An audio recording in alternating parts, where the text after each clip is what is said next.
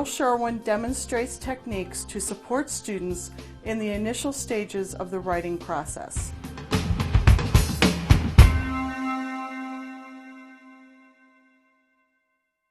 The first thing we're going to do is have you organize in groups. Okay? Now, all of you should have your questionnaire talking about how you, what was your experience in your country regarding your education. Okay? So that's going to be the basis of your conversation. But we want to make this interesting for you. So I'm going to give you a little name tag, and I want you to put just the name of your country on your name tag, not your name. Okay? Then I'm going to want you to get up and move around and organize yourselves into groups. Try to have as many different countries represented in your group as possible. Okay? These are the areas that I want you to discuss. Okay? We'll talk a little bit about how many hours did you go per day? Okay? How many months did you go per year? Okay, and then talk a little bit about the attitude of your teachers. I wanted to talk to them about how to prepare for a writing assignment that was actually going to involve two paragraphs. Now, in our level, our focus is primarily helping them prepare a good English sentence, a simple English sentence, and then work that into the construct of one paragraph. So we're trying to get them to focus on topic sentence, supporting sentences, and concluding sentences. So most of the assignments that they had done up to this point were one paragraph. I wanted to try a two-paragraph construct, so this was our preparation for that. Before writing, students engage in small group discussions to stimulate ideas related to the writing topic. Somewhere is different. It's different. Because what time you start in the country? But like we start at 8 o'clock and then finish at 4 p.m. 4 p.m. Mm-hmm. Yes, long time because in my country we start to 7 a.m. to 12. After that, because it's two different schedule, right? The morning student and the afternoon student. It's different. They share information generated individually in response to a homework questionnaire. Reading books, writing histories, activities in work, books. In my case, I think apply a nice teacher and very strict teacher, depending on what kind of classes we take. Working together in groups and feeding off the ideas of your classmates really helps you, start generating your own ideas, so that when you sit down and you start to write, you've already got some ideas in your head, and you don't have to just face that white piece of paper and go, this is going to be too hard, I can't do this. So I think it helps them get started. Were your study interrupted by bullying, war, or some other reason? No. Okay, in general, what How were your teacher in elementary school? Nice and sometimes very strict. This was the first part. This was just to get you thinking about your own high school or educational experience in your country. The assignment is going to be to compare your school experience to your Carlos Rosario experience. Okay? So, what I want you to do next is I want you to use these same 5 topics here, but now I want you to kind of talk a little bit about how that school experience compares to your Carlos Rosario experience. Cheryl utilizes a process approach to writing helping students break down their efforts into more manageable steps. The writing process consists of these steps: pre-writing, drafting, revising, editing, presenting, and publishing. This lesson focuses on the important pre-writing phase. Those, okay, probably in my country, as we are in the class now, you may see fly around. You know what I mean? But here you can see no fly, no mosquito, nothing's biting you. You have your full concentration on what teacher is telling you. More than nine subjects, the 9 books. Just you can use in the class, private your book. You can take But outside you can use the library. Only thing you can get a lot of book library. Like this. In the school I went, we can take the books out. If we want to use, we need to use in school, not out of school. As students discuss, they begin collecting their ideas and the language they will use to express them. One day, from what time to what time? It's the turn for.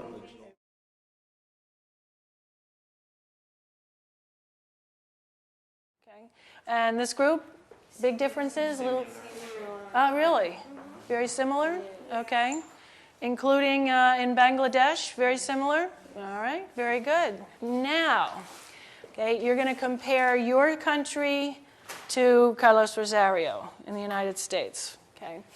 Now, in order to do that, we are going to use a new, what we call a graphic organizer. Okay. You know that for your other lessons or your other assignments, we've used this basic organizer where you put the topic sentence in the middle, okay? Think of 4 or 5 ideas, and you use that to create your paragraph, okay?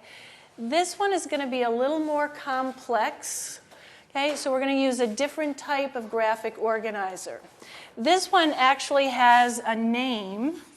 It is called a Venn diagram. A graphic organizing tool can help students put their ideas in order. So on this side, we're going to put your country.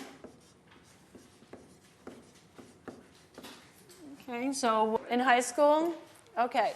How many do you go here? 3.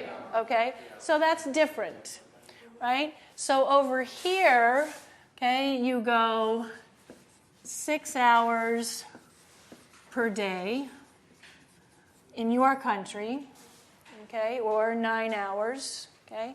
And at Carlos Rosario, you go 3 hours per day, okay? Different. All right, so about 10 months in your country, about 10 months in Carlos Rosario. That is one point that is the same. So we're going to put that in the middle because that involves both. Okay. Cheryl explicitly models the use of the graphic organizer with concrete examples from these students.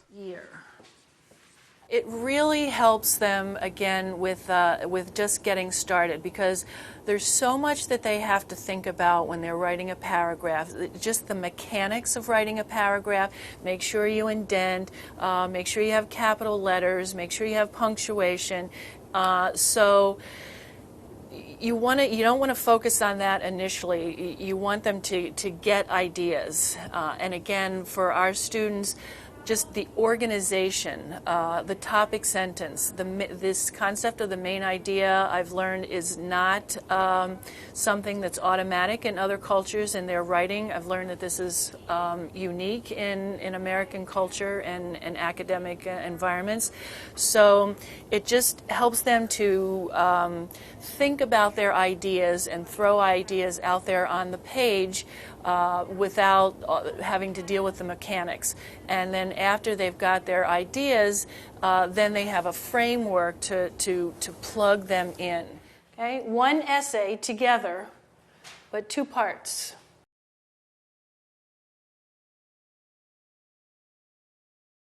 What you find is what we assume to be a normal flow or construct that we expect in English or in United States academic environments could be completely different in another culture. There's very circular reasoning in other cultures where they're teaching their students how to write. In the United States, we expect very direct and to-the-point writing, where I found that in other cultures, writing something that's obvious or very direct is actually, they feel, is insulting to their readers. Why write something that's obvious? Because you already know that. So they don't write the obvious or the direct points. They go in very circular reasoning, and they kind of move out from the main topic. Okay. Do you remember when you wrote city life versus country life? And you had to write about 3 or 4 ideas. Okay? We're going to use what we call transitional phrases. Okay. First of all, comma. That's your first point. Or you can use just first. Second. Cheryl directs attention to the target language structure she wants learners to use in their writing assignment. In addition.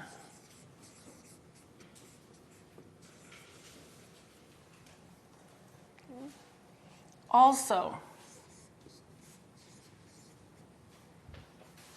Third. Okay, we have lots of expressions, okay, and I'm going to allow you to use commas, okay, but only after these little transitional phrases. So for our second point, we can use second or in addition, okay, and we choose another point, okay.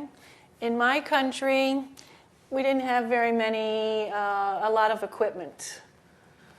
In the United States, at Carlos Rosario, we have a lot of computers and lots of different kinds of equipment. Okay? And you're showing how it's different. In my country, the teachers were very strict and serious. They were allowed to hit us. Okay? In Carlos Rosario, the teachers are nice and respectful. They do not hit the students. If you have similarities, you're going to talk about the similarities in the second paragraph. All right? And then you can say, in both countries, we go to school 10 months a year. In addition, or also, okay, the teachers are nice and respectful. Obviously, this is a different paragraph from this. Okay. Again, Cheryl uses concrete examples in a step-by-step demonstration of the writing the students will do. All right, and then for your last point, you're going to use finally.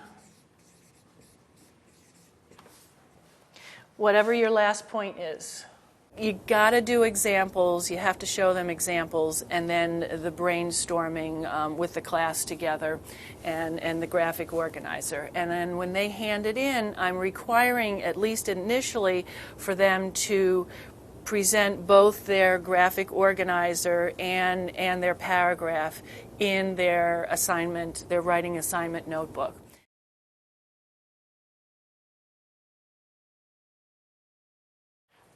To give you a little more examples, a few more examples, okay?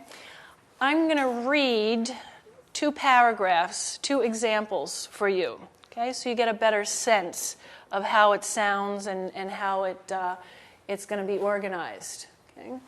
So in order to do that, I want to, at the same time, show you what the Venn diagram would look like for these 2 paragraphs. The topic here, grocery shopping, okay?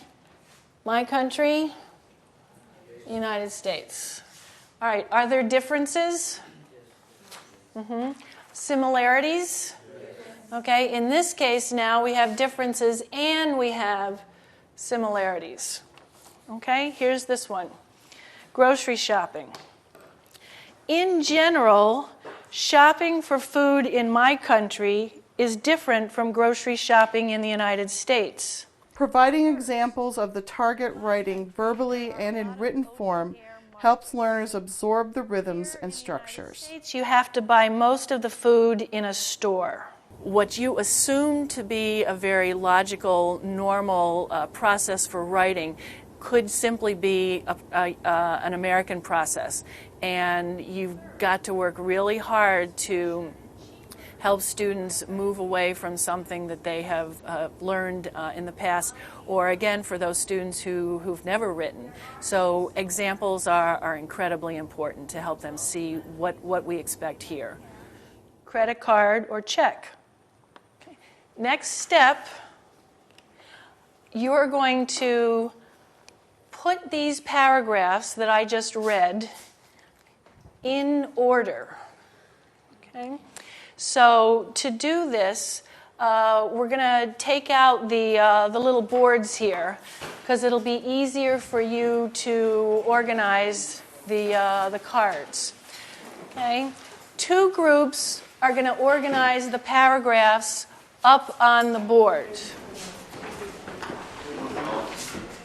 A lot of times, again, students don't have a good sense of how to organize a paragraph.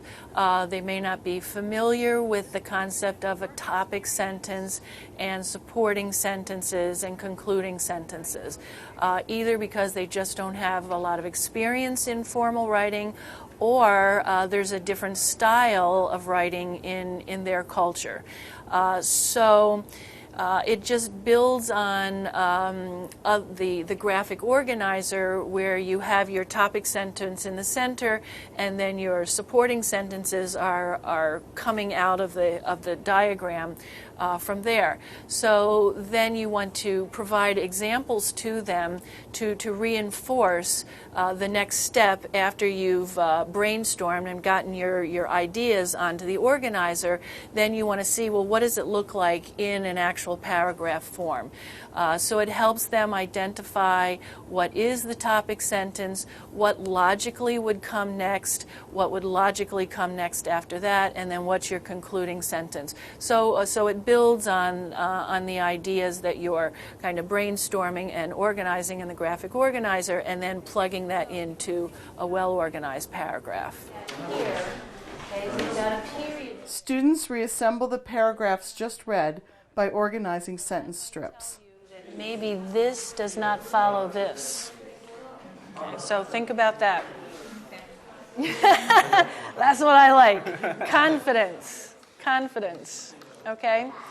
All right, now what I would like you to do is make the Venn diagram.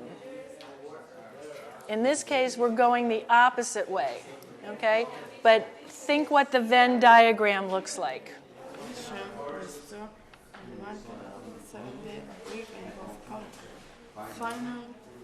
What do you think? Yeah.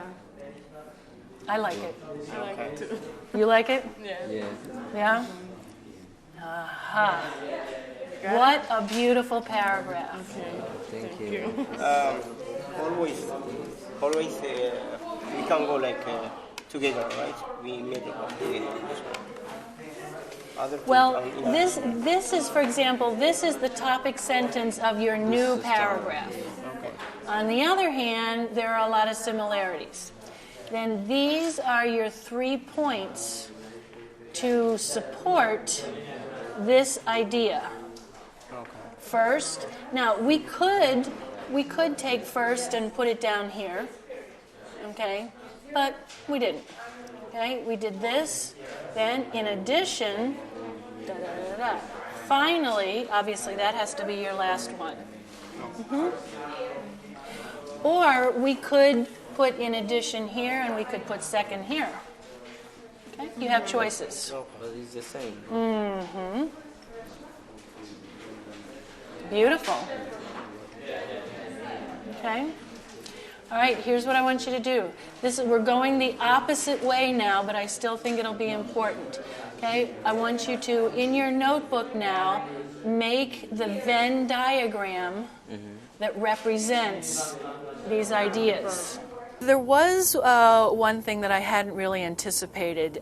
In the activity where they are organizing the different parts of the sentence or different parts of the paragraph into a cohesive sentence, I had two groups, one working on at the board with strip sentences and other groups working at their desk with index cards. And I found that those working at their desk with the index cards ended up finishing much faster than the group at the board. So I had to think about, what can I have this group do while the other group is still working at the board. So I decided to have them kind of do a reverse process where they've got the paragraph now in place.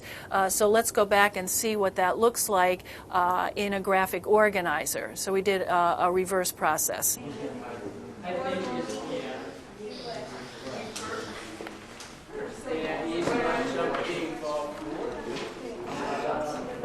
All right, my work experience. Okay, did you guys read it?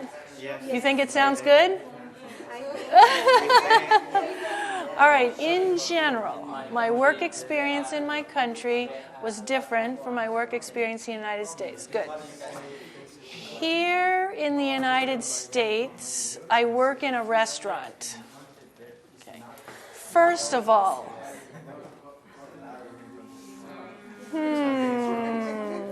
let's try that. Cheryl uses questioning and thinking aloud to help students critically review and revise their work. These skills will be helpful in later stages of the writing process as well. Okay, think about periods in capital letters.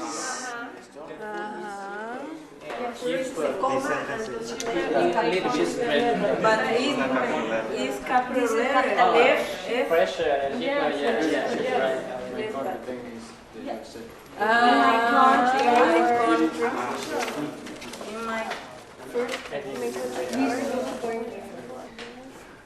Shopping for food in my country is different from grocery shopping in the United States. I like that. I like that. Okay, first, in my country there are a lot of open-air markets. Okay, now what I would do is look for the other point that is the opposite of buying food in the open air. Okay. If you're not in the open air, where are you buying it? In the store. Right? Now we need something that is lowercase, okay? Lowercase, because this is capital, okay? Capital, capital, capital, capital, capital, okay. Now we have supervisor, family, okay? But what should go first? Bashante? As students manipulate and dissect model texts, they develop hands-on understanding of how the parts are used to create the whole.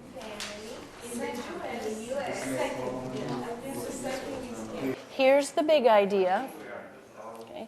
First, in addition, also, finally, and this is the closing.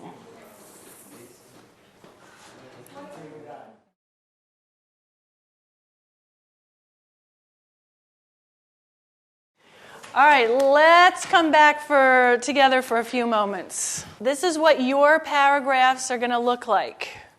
Okay? But remember, you're going to work with your education, and you're going to compare it to your experience here at Carlos Rosario. Okay? So the first thing you're going to do is you're going to create your Venn diagram.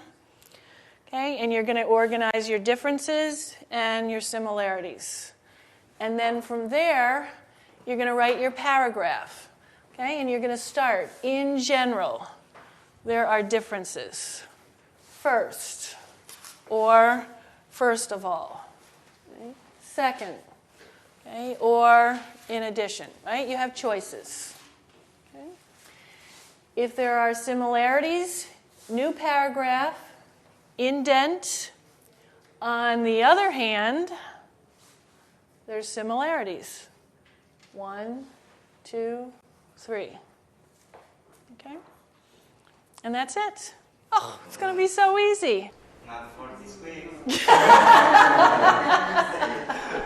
Tomorrow? No. All right. Tuesday. Tuesday.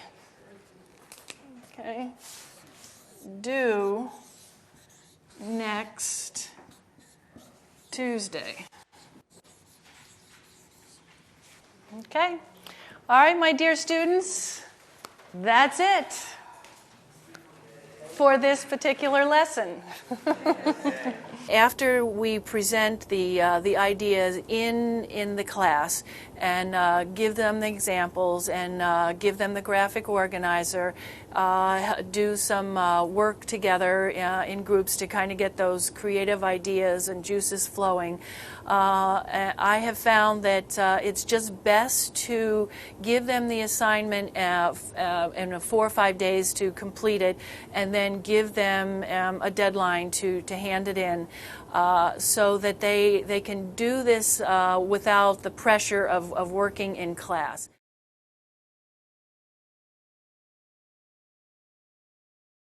Our school has developed a literary magazine that we put together once a semester, and that is just completely open to the students. It can be a poem, it can be a song, it can be just a creative fiction or nonfiction. And I have to say that is one of my favorite writing assignments to give them.